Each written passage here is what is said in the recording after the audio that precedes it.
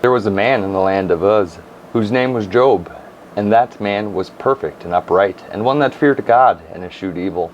And there were born unto him 7 sons and 3 daughters.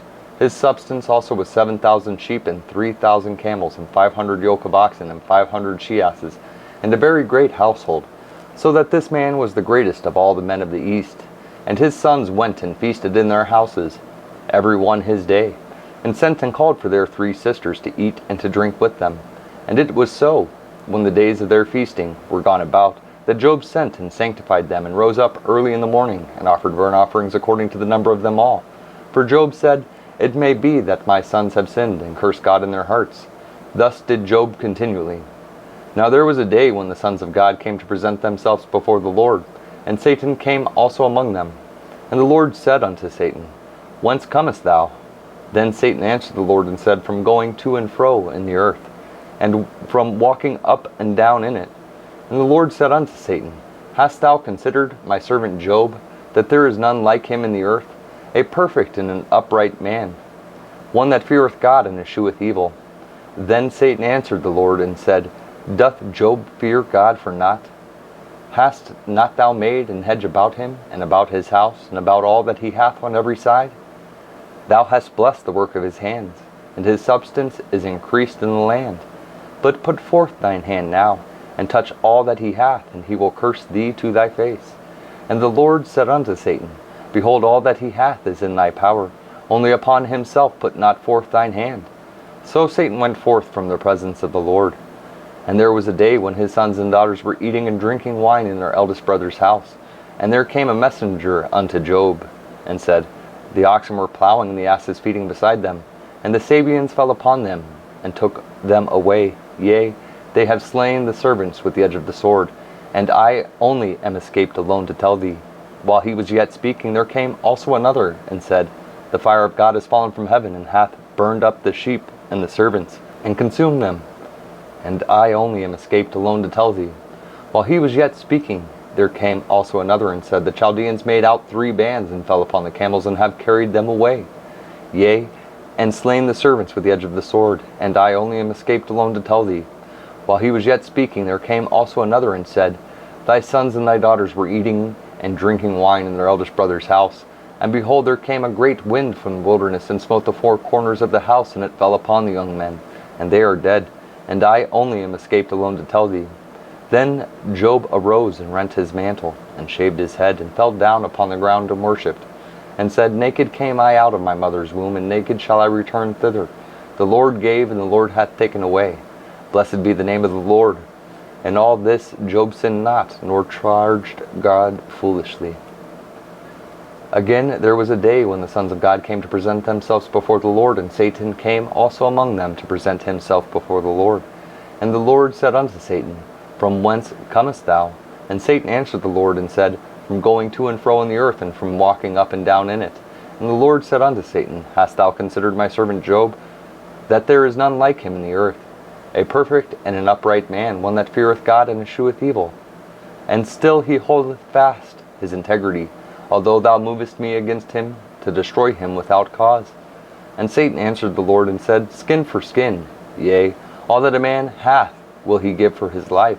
But put forth thine hand now, and touch his bone and his flesh, and he will curse thee to thy face. And the Lord said unto Satan, Behold, he is in thine hand, but save his life. So went Satan forth from the presence of the Lord, and smote Job with sore boils from the sole of his foot unto his crown. And he took him a potsherd to scrape himself withal, and he sat down among the ashes. Then said his wife unto him, Dost thou still retain thine integrity? Curse God and die. But he said unto her, Thou speakest as one of the foolish women speaketh. What? Shall we receive good at the hand of God, and shall we not receive evil? And all this did not Job sin with his lips.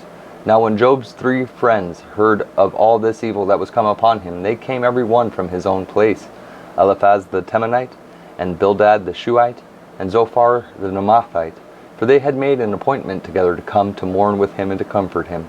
And when they lifted up their eyes afar off, and knew him not, they lifted up their voice and wept. And they rent every one his mantle, and sprinkled dust upon their heads toward heaven. So they sat down with him upon the ground 7 days and 7 nights, and none spoke a word unto him, for they saw that his grief was very great. After this opened Job his mouth, and cursed his day.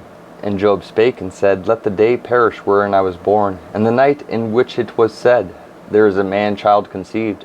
Let that day be darkness. Let not God regard it from above, neither let the light shine upon it. Let darkness and the shadow of death stain it. Let a cloud dwell upon it. Let the blackness of the day terrify it.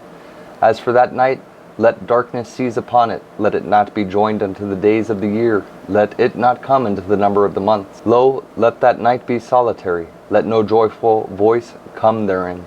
Let them curse it that curse the day, who are ready to raise up their mourning.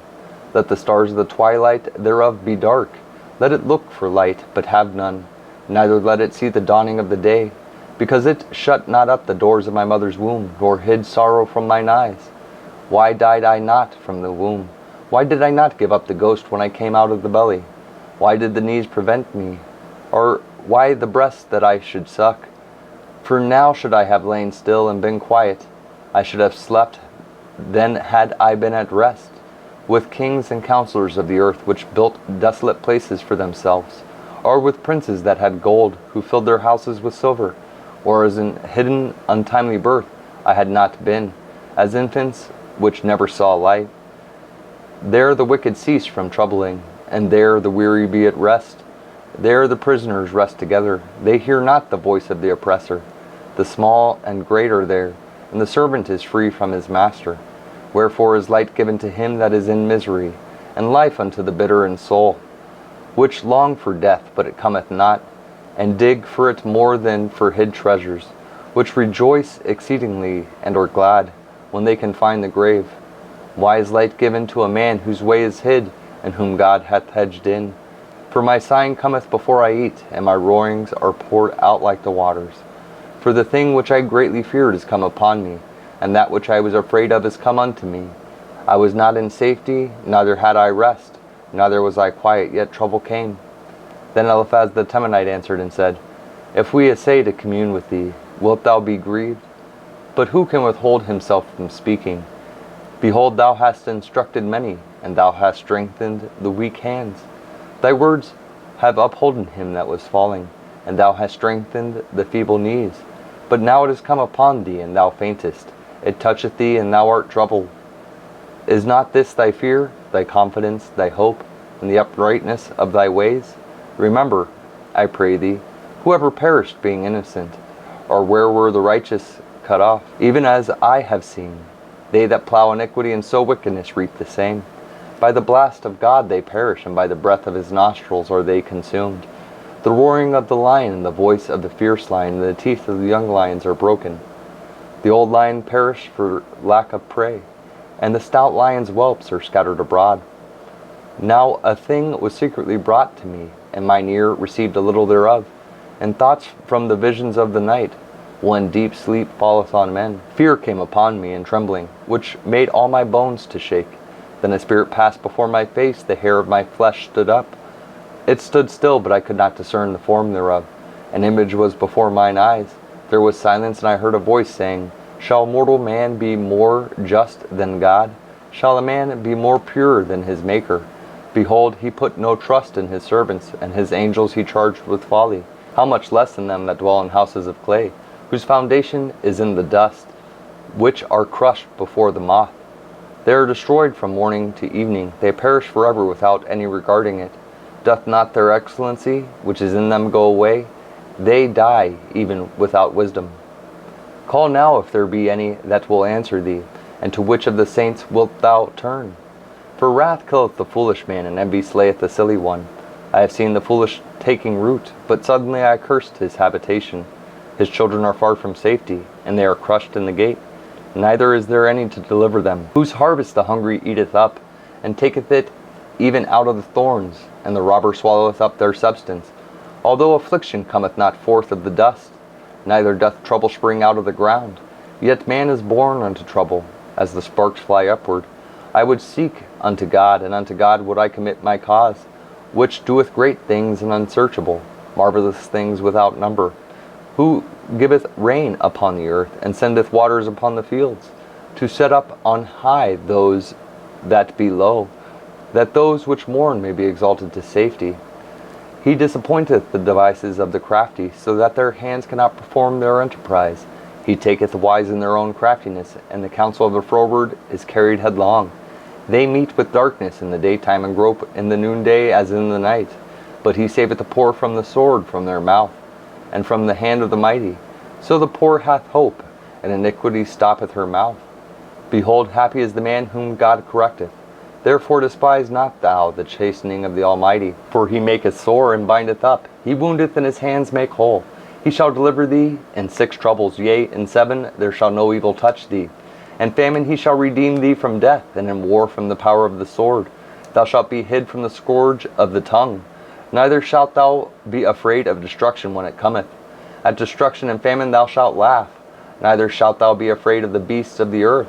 For thou shalt be in league with the stones of the field, and the beasts of the field shall be at peace with thee. And thou shalt know that thy tabernacle shall be in peace, and thou shalt visit thy habitation, and shalt not sin. Thou shalt know also that thy seed shall be great, and thine offspring as the grass of the earth. Thou shalt come to thy grave in a full age, like as a shock of corn cometh in his season. Lo, this we have searched it, so it is. Hear it, and know thou it for thy good. But Job answered and said, O that my grief were thoroughly weighed, and my calamity laid in the balances together. For now it would be heavier than the sand of the sea. Therefore my words are swallowed up. For the arrows of the Almighty are within me, the poison whereof drinketh up my spirit. The terrors of God do set themselves in array against me. Doth the wild ass bray when he hath grass? Or loweth the ox over his fodder?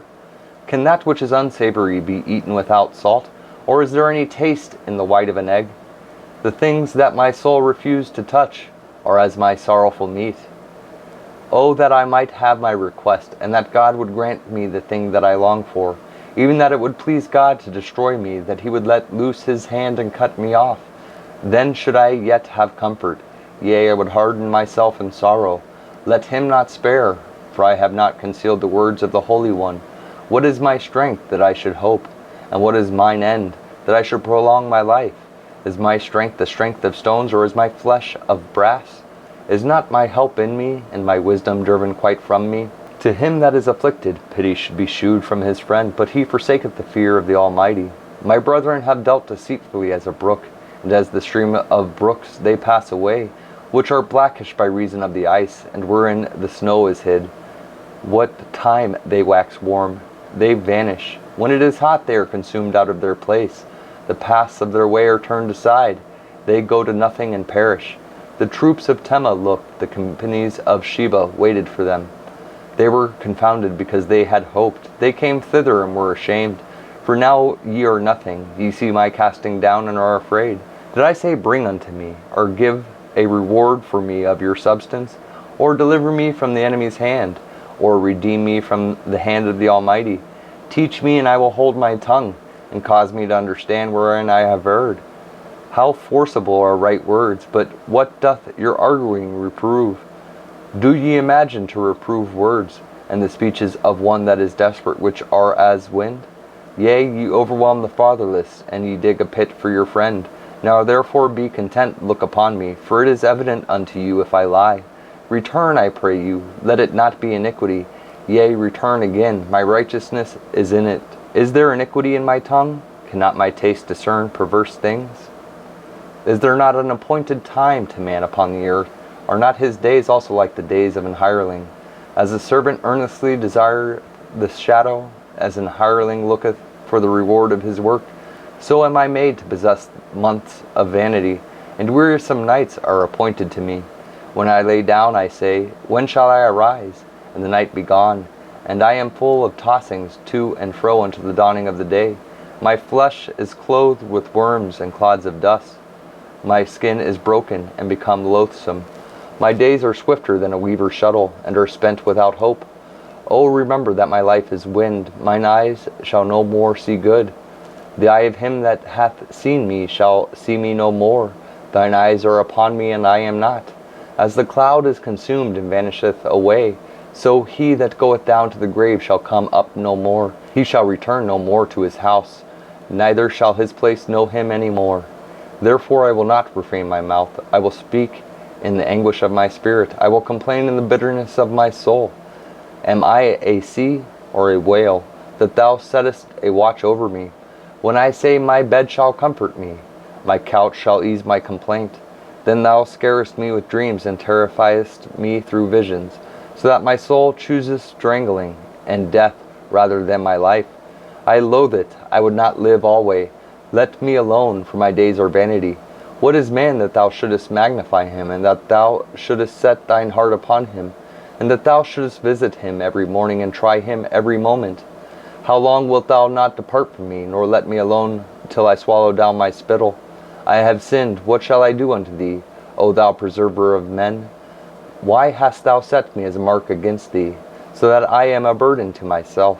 And why dost thou not pardon my transgression, and take away mine iniquity? For now shall I sleep in the dust, and thou shalt seek me in the morning, but I shall not be.